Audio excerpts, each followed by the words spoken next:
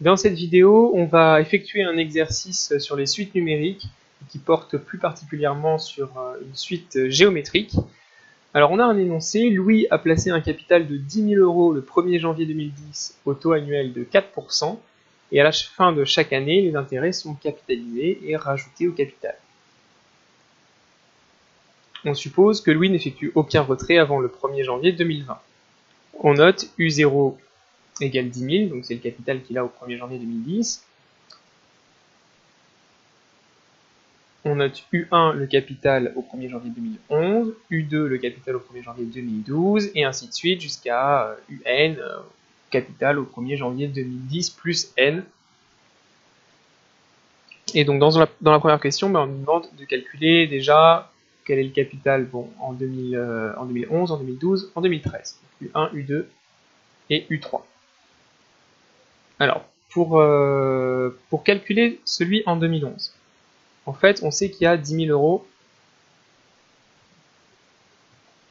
en 2010 et il y a un taux de 4%. Donc, on ajoute au capital 4% du capital pour trouver 2011. Alors, on prend le capital plus 4% du capital. Si je factorise, il y a une fois le capital plus 4% du capital, en fait, il y est une fois plus 4% le capital, ce qui donne 1,04 fois le capital. Bon, là, on retrouve un petit peu la théorie sur les taux d'évolution et sur le coefficient multiplicateur. Pour appliquer un taux d'évolution de 4%, il suffit de multiplier par 1,04. Et donc son capital en 2011, si on fait le calcul, 10 000 fois 1,04, ça fait 10 400 €. Et ensuite, ça sera le même principe. En 2012, on aura réaugmenté de 4%. Donc, il faut remultiplier par 1,04, pardon. Ce qui donne 10 816 €. Donc ça, c'est le terme U0, ça, c'est le terme U1, ça, c'est le terme U2. Et pour trouver U3, même principe, ça va être U2 fois 1,04, ce qui donne 10 816 fois 1,04, 11 248,64. Ok. Donc on a nos trois premières valeurs. U1 ici, enfin on connaît U0, on a U1 ici, U2 ici et U3 ici. On a donc répondu à la question 1, on va pouvoir passer à la 2. Alors petit a, quelle est la nature de la suite UN? On commence à comprendre, hein, on a multiplié par 1,04 à chaque fois. Donc l'année 2010 plus N, on a le capital qui vaut UN, et bien il augmente de 4%. Donc on l'a multiplié par 1,04.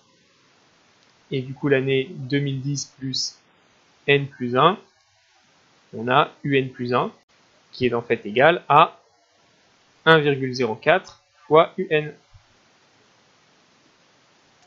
Et ça, c'est exactement la définition d'une suite géométrique. Pour trouver le terme suivant, on prend le précédent et on le multiplie toujours par le même nombre. Ici 1,04, donc ça c'est la raison. UN est géométrique.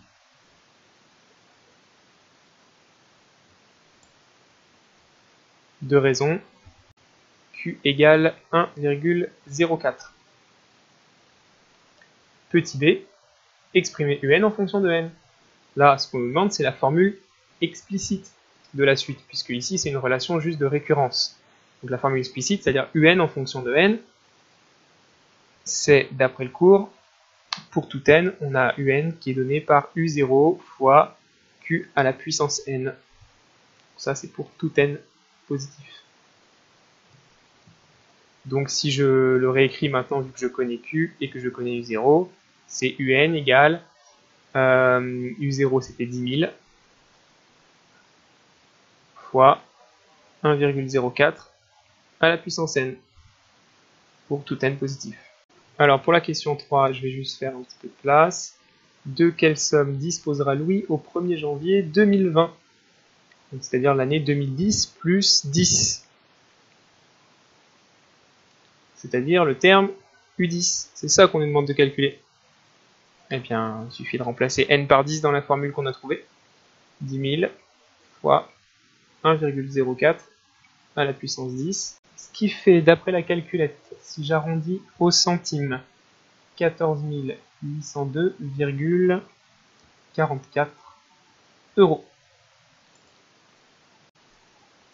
Donc on peut conclure, en 2020, Louis aura 14 802,44 € dans son capital.